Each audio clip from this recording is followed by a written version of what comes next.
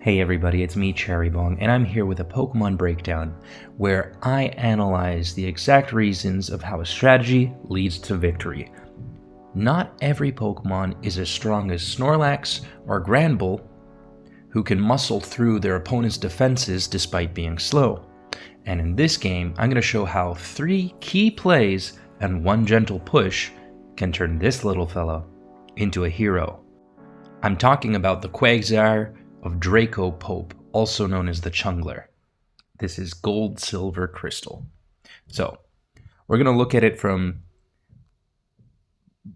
this view because I think it's easier.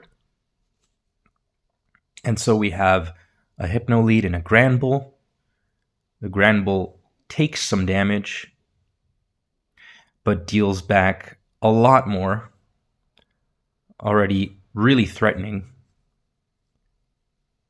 And instead of attacking again, he follows up with a Lovely Kiss. This is going to be important for later. This is our first key play. See how he doesn't go for the KO, but he does try to spread as much damage as possible. You know, mixing up. And he switches to Blastoise, which is a huge tank. Usually this uses Rapid Spin, but there's no spikes. He uses Zap Cannon, which is pretty insane. And that's the second key play. See how the Chungler isn't exactly trying to just KO everything. It seems like he has a specific game plan in mind. He goes to Haunter. Alice Kazumi, the opponent, has a Curse Granbull of his own, but he goes to Electabuzz to Pursuit Trap the Ghost-type Haunter as it switches out. Pursuit beats Retreat, so that's why it managed to deal damage even though it switched out. Blossom comes in, and that's the third key play, spreading Paralysis. Now, when you can't just muscle through your opponent by sheer will, like Granbull and Snorlax can do, you need a good setup. So we're not going to focus too much on this Haunter here. It gets pursued again, but this time it stays in and it threatens it with a Destiny Bond. So if he switches out the next turn, the Electabuzz will get KO'd, but that's not really that important for this match. Blossom comes in. And is it looking to spread more status? We're about to find out. It reveals Swords Dance, which is important for sweeping, of course, but it's also going to paralyze the Qwilfish. That means it's faster, because in Gen 2 also, the speed drops down to a quarter, not to half. So now this Qwilfish is slower than everything, and the Blossom's going to heal up.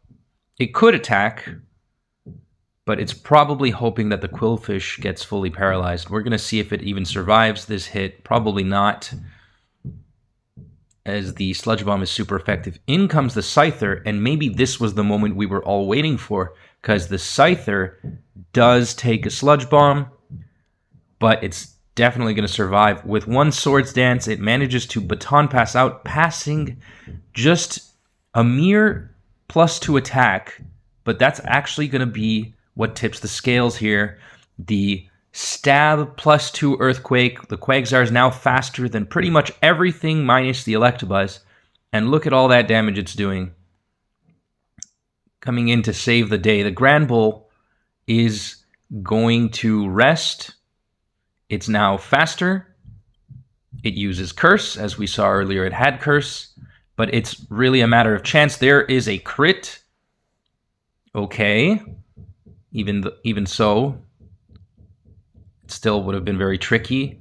And the Hypno goes down. And bit by bit, Alice is losing here. With the crit, they were kind of forced to switch out. And now they have to get a rest. They don't get it, so the Granbull goes down anyways. So the crit, yeah, it did sort of matter, but depends how you look at it, because it was asleep. Slowbro. And the Slowbro full paras. And that's how this little salamander becomes a hero. I hope you guys enjoyed. It was pretty simple in essence, The fact of the matter is sometimes you need to abuse the fact that your opponent cannot act with the Pokemon that it needs rather than just taking out the target. If for any reason this Quagsire just attempted to belly drum, for instance, it could have lost its health, or if the Granbull had taken out the Quillfish, there would not have been a safe entry for Scyther. So it really depends how you look at it. You got to be careful. You got to ensure that you have a good entry point. And I think this is important in GSC especially because there are lots of slow and threatening Pokemon that gain a lot of value with spreading a bit of paralysis, some lovely kisses. We saw the lovely kiss from Granbull. We saw the Zap Cannon. We saw the Stun Spore. So, hope you guys enjoyed. Take care.